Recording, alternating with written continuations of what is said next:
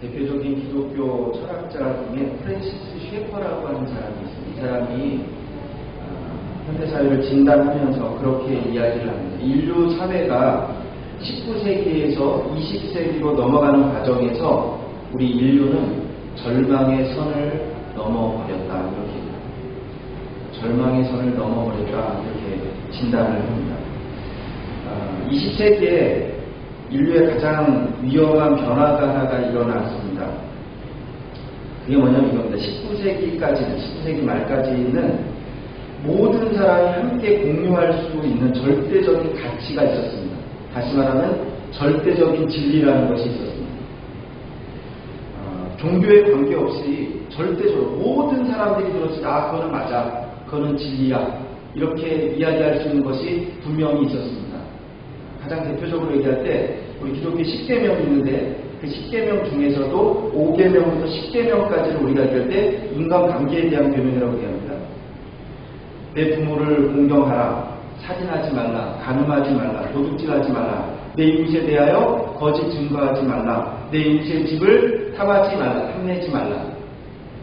여러분, 이런 가치는 사실은 기독교인이건 비기독교인이건 어떤 종교를 가지고 있던 간에 모든 사람들이 들었을 때 모든 민족, 모든 나라가 다 동의하는 부분이었습니다. 그렇죠. 간음하지 말라, 살인하지 말라, 내 부모를 공경하라, 내 이웃의 것을 탐하지 말아라, 거짓말하지 말아라.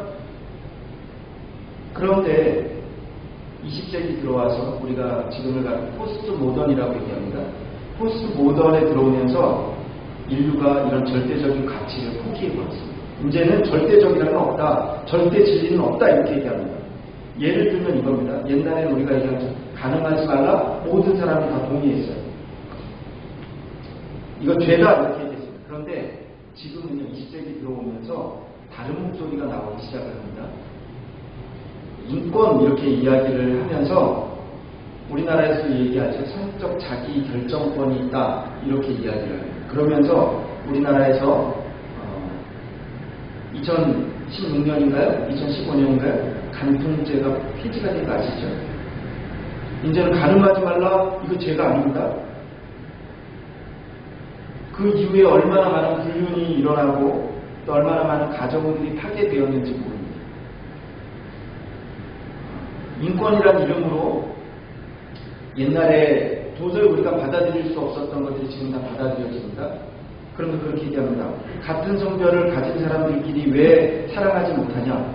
왜 같이 살지 못하냐? 그러면서 동성애를 주장하죠. 그렇죠? 그리고 지금은 처음에는 그것에 대해서 다 안 된다고 했는데 지금은 그것을 인정하는 사람 참 많이 늘어났습니다. 한국에서도요.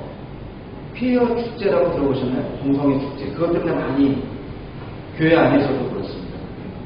교회 안에서도요. 세계 교회 보면 동성애를 인정하는 교회들이 늘어납니다. 가장 대표적, 가장 큰 교단으로 미국의 PCUSA, 미국 장로교회예요. 우리 장로교회에서. 미국 장로교회에서요. 여러분, 지금 절대적인 가치들이 사라지고 있습니다.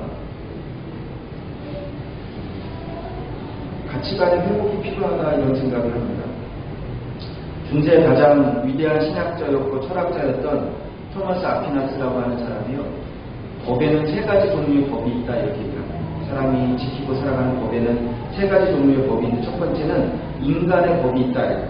사람들이 만든 법입니다. 근데 이거는 그냥 무조건 만든 거 아닙니다. 사람들이 법을 만들 때는 항상 중요한 기준이 있어요. 그 기준이 뭐냐면 상식과 판단, 이것을 종합해서 만든 법이에요. 우리 지키고 있는 법들이 그런 겁니다. 이런 걸 가르쳐서 우리는 실정법이라고 얘기합니다. 실제로 지켜지고 있는 법, 인간의 법이 있어요. 그런가 하면 또 하나의 법이 있습니다. 그거는 자연법입니다. 자연법. 여러분, 엄격합니다. 인간법보다 엄격해요. 자연의 법칙은. 그렇죠? 겨울이 지나면 봄이 오고, 봄이 지나가면 여름이 오고, 여름이 오면 또 가을이 옵니다. 태어나면 성장하고 결국은요 모두가 다 죽습니다. 물은 항상 위에서 아래로 흐릅니다. 자연의 법에 따라서 인간의 삶을 강력하게 지배받습니다. 1차, 2차 세계대전이 전쟁이 끝나고 난 다음에 전범들, 전쟁을 일으켰던 범죄자들을 처벌할 때 처벌 기준이 참 어려웠어요. 왜냐하면 보세요. 각 나라마다 법들이 다 다르잖아요. 그래서 그 사람들을 처벌해야 되는 국제재판소가 열려서 그 사람들을 처벌해야 되는데 그럼 이 사람들을 어떤 법을 가지고서 이 사람들을 처벌해야 되는가? 그때 제시했던 게 뭐냐면 바로 자연법입니다. 인간의 양심과 보편적인 도덕법에 의해서 이 사람을 처벌하자. 그래서 인간의 법 위에 자연의 법이 있다 이렇게. 그러니까 인간법이 있죠. 근데 그거보다 더 상위법, 더 위에 있는 법이 뭐냐면 자연법이에요. 자연법. 그런데 이 두 가지 법 말고 또 하나의 법이 있습니다. 그건 뭐냐면 신의 법이라는 겁니다. 신의 법. 인간법이 있고 자연법이 있고 신의 법이 있어요. 여러분 인간의 법과 자연의 법의 상위법, 더 높은 법입니다. 동일한 조건이라고 해도 동일한 결과가 발생하는 것 아닙니다. 여러분 자연 법칙은요 태풍이 불었어요. 그렇죠? 이게 태풍이 부는 거예요. 모두가 다 경험. 그런데 여러분 다 태풍이 불어서 비닐하우스가 다 날아가지만 그런데 이상한 건 어느 집 비닐하우스는 날아가지 않아요. 괜찮아요. 왜 그럴까요? 여러분 이건 자연으로도 해결할 거예요. 아무도 몰라요. 여러분 그건 누가만 아시냐면 하나님만 아십니다. 하나님의 법입니다. 이게 어떤 법의 지배를 받고 사는가? 하나님의 법은 실정법인 인간법이 있고 자연법이 있는데 그 위에 있어요. 그래서 우리가 보면 성경 보면 가끔 이해가 안 되는 것들이 있습니다. 그게 뭐냐면 죄를 지었어요. 분명히 죄를 살인까지 했어요. 그런데도 처벌받지 않아요. 용서받기도 합니다. 여러분 기독교 문화권에서 절대적인 가치관이라고 얘기하는 게 바로 십계명입니다. 십계명. 이스라엘 사람들은 이 십계명을 요약한 것을 쉐마라고 얘기합니다. 신명기 6장 4절부터 시작되는 쉐마. 들으라 이스라엘아 우리 하나님 여호와는 오직 유일한 신 여호와시니 이렇게 시작을 하죠. 쉐마가 들어있는 신명기 6장 1절 2절 말씀을 한번 우리 같이 한번 볼까요? 신명기 6장 1절 2절 말씀 같이 보겠습니다. 장세기, 출애굽기, 레위기, 민수기, 신명기 5번째 있는 성경이에요. 6장 1절 2절 말씀을 한번 제가 한 목소리로 같이 한번 읽어보겠습니다. 시작.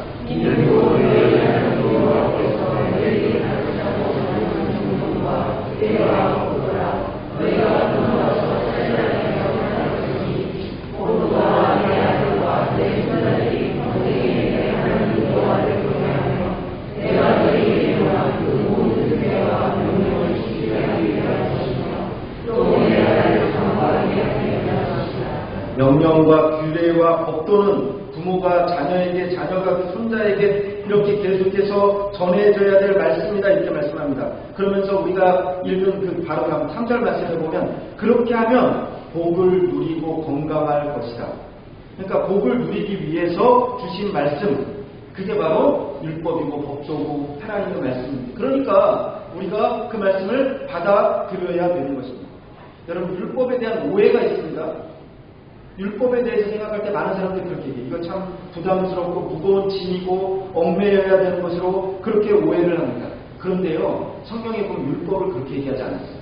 시편 19편 7절에서 10절 말씀에 보면 하나님의 율법을 이렇게 말씀, 제가 한번 여러분에게 읽어보겠습니다. 여호와의 율법은 완전하여 영혼을 소성시키며 여호와의 증거는 확실하여 우둔한 자를 지혜롭게 하며 여호와의 교훈은 정직하여 마음을 기쁘게 하고 여호와의 계명은 순결하여 눈을 밝게 하시도다.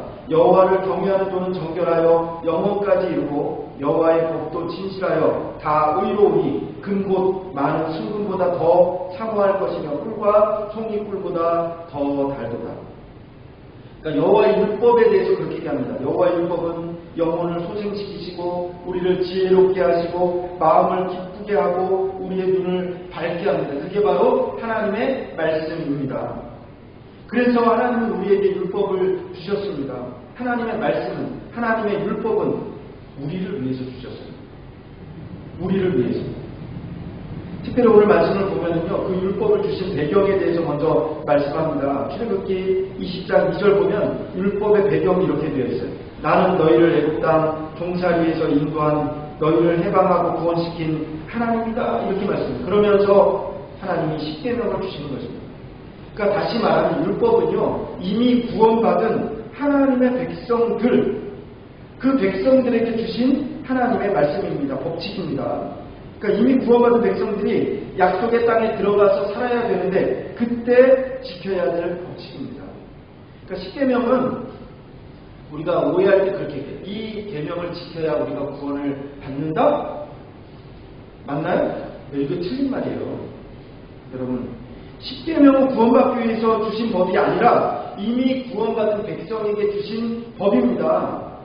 이미 은혜를 받고 체험하고 하나님의 사랑을 체험한 주의 백성들이 우리가 어떻게 살아야 되는가, 그 법도로 주신 법이 바로 십계명입니다. 여러분, 설교를 할 때 제가 큰 소리를 얘기할 때 있어요. 큰 소리. 어떤 분은 제가 큰 소리를 얘기하면 목사님 화가 난다. 우리 집에서 그럴 때 있어요. 제가 큰 소리를 얘기하면 왜 화를 내냐고. 여러분, 사람이 화가 날 때도 큰 소리로 얘기하지만 정말 중요한 것을 강조할 때도 큰 소리로 얘기합니다. 그거 아시죠? 여러분, 큰 소리로 얘기합니다. 이게 뭐냐면 하나님의 백성이 지켜야 될 법이에요. 이렇게 설명하면 쉬워요. 여러분, 쉽게 제가 여러분에게 설명하죠. 대한민국 헌법이라는 게 있어요. 여러분, 대한민국 국민이 되기 위해서 헌법을 지키는 게 아닙니다. 이미 대한민국 국민인 사람은 헌법을 지켜야 되는 것이죠. 그렇죠? 헌법을 수호해야 됩니다. 국민이 되기 위해서 헌법을 지키나요? 여러분, 대한민국 헌법은 총 10장으로 되어 있고 130개 조항으로 부칙이 6개가 있다고 그렇게 해요. 그러니까 제일 시작되는 건 그거예요.